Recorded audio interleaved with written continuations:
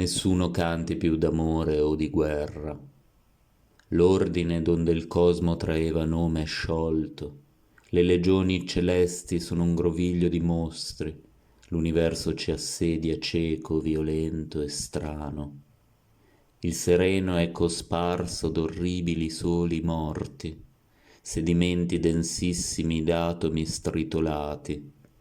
Da loro non emana che disperata gravezza, non energia, non messaggi, non particelle, non luce.